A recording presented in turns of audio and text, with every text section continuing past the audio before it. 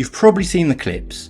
Influencers, finance gurus, and even some property professionals telling you that renting is smarter than buying, that home ownership is outdated, that buying a house is a trap. But is that true? Today, I'm breaking down the trend of influencers promoting renting as a better choice and why. Despite the hype, I believe owning a property in the long term still wins. If you want the truth about rent prices, mortgage rates and viral TikToks telling you to just rent and invest the rest, do me a favour, hit that subscribe button. Now let's get into it. The trend. Renting is cool now. Let's be clear, this is a trend. On social media especially, there's been a noticeable shift in how renting is portrayed. In the past, renting was something that you did while you saved up to buy. Now, some influencers are saying renting should be the goal. They claim renting gives you flexibility, you're not tied down by a mortgage, you can invest the money you would have used for a deposit. Some even say that property is overrated, that home ownership is just a liability. And with house prices sky high, mortgage rates up, and affordability down, it's easy to see why this idea is catching on. What used to be a stepping stone is now being repackaged as the final destination. But are the people promoting it really giving you the full picture? The financial argument. One of the most common arguments is this.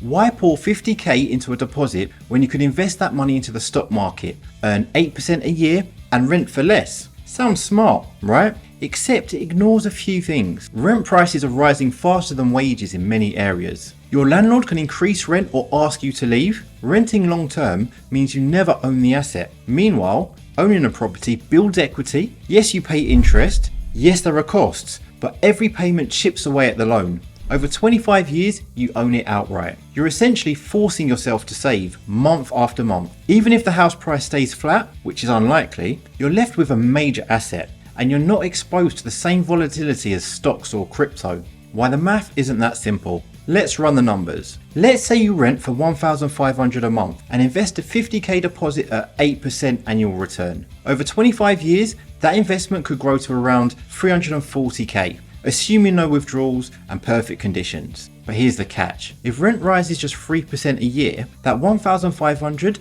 turns into 3,100 a month by year 25. Total rent paid over 25 years, roughly £660,000. Now compare that to buying. A 300k house with a 10% deposit and 5% interest rate gives you mortgage payments of around $1,450 a month, fixed for 5 years, let's say. Over 25 years, you've paid around £435,000 in mortgage payments, including interest. At the end, you own the house outright, likely worth 500 to 700k depending on the growth. So even if your investment performs well, your cost of living is still much higher as a renter. You're left with an investment fund that's constantly being eaten away by rising rent. And remember, this assumes you actually invest the 50k and don't spend it. You're not hit by a market crash. You never want to buy later on and face higher prices. In reality, people dip into their investments. Markets dip, plans change. Renting might feel smarter now, but 10 or 20 years from now, you could be priced out permanently. Stability matters.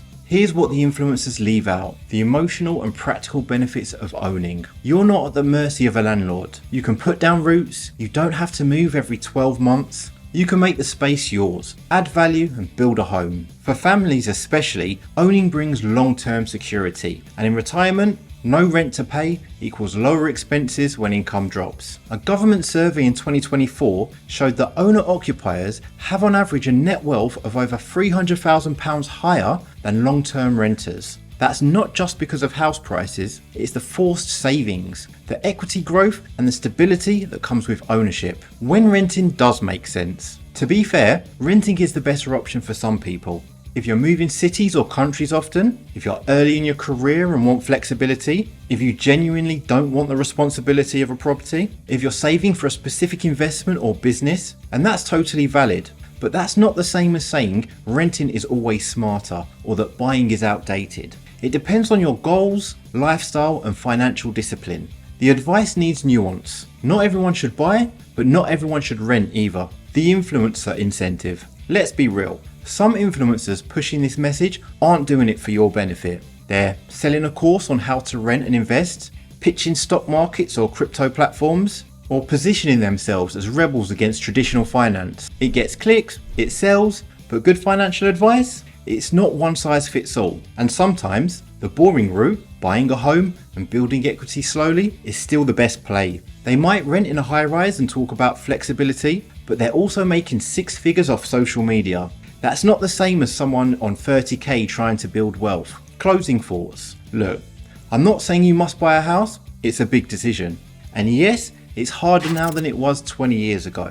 But if you can manage it, buying a home can set you up for long-term financial security in a way renting often can't. You can't retire in someone else's flat, and you can't pass down rent payments to your kids. So take the influencer hype with a pinch of salt. Run your own numbers, think long-term. And remember, the goal isn't just to look smart on TikTok. The goal is to build a life you're in control of. If you found this video useful, do me a favor, hit that like and subscribe button. I'll catch you on the next one.